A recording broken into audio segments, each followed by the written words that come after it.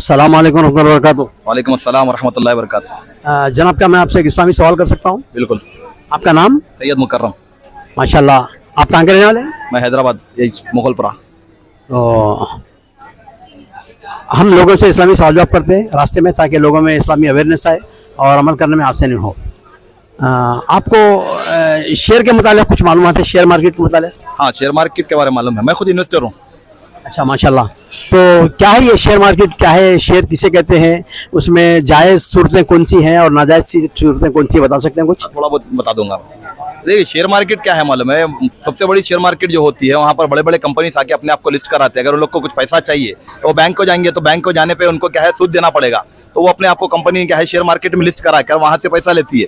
जो पैसा देते हैं वो इन्वेस्टर होते हैं, इन्वेस्टर कहलाते हैं, है ना, जो लोग पैसा लगाते हैं। तो उनको उस शेयर को के ऊपर पैसा लगाने के ऊपर कंपनी क्या अपना एक हिस्सा अपनी जो शेयर मार्केट में जिसके हिस्से होते हैं, तो उसके हिस्से उनको शेयर होल्डर को दे देती है, जिसपे उनको मुनाफा होता है। मुनाफा किस तरीके से, उसमें दो तरीके से मुनाफा होता है कि पहला मुनाफा ये है कि अगर कंपनी तरक्की करी तो जितने शेयर होल्डर रहते हैं उसमें कुछ कमाई का हिस्सा वो अपने शेयर होल्डर को बांट देती, उसको डिविडेंड कहा जाता। हिस्सेदार को डिविडेंड कहा जाता।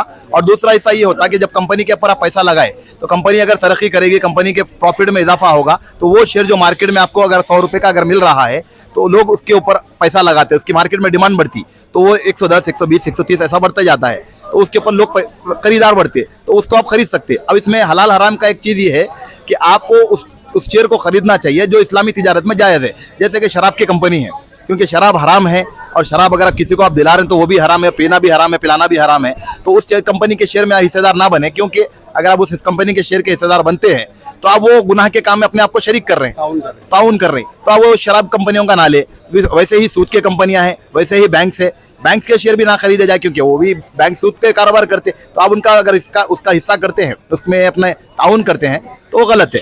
ऐसे खरीदे जहाँ पर जैसा कि अच्छी कंपनी जो खाने पीने की चीज़ें हैं, बिल्डिंग्स का काम करती है, इंफ्रास्ट्रक्चर का काम करती है, वो शेयरों को देखा जाता है कि उसने शेयर कौन सा हलाल है, कितना हराम है। और जो कंपनी डेप्थ में है, यानी अपने आप को कर्जे में मुवल्लिफ कर चुकी है, वो लाखों रुपए का उसके ऊपर कर्जा है, तो वो भी हराम करार जाता है। इसके ऊपर टर्मिनोलॉजी बहुत सी चीज़ें हैं जो मालूम करने की ज़रूरत है। इंशाल्लाह आगे जैसा भी लोग इसके ऊपर रिसर्च करेंगे तो लोग उन लोगों को मालूम होगा।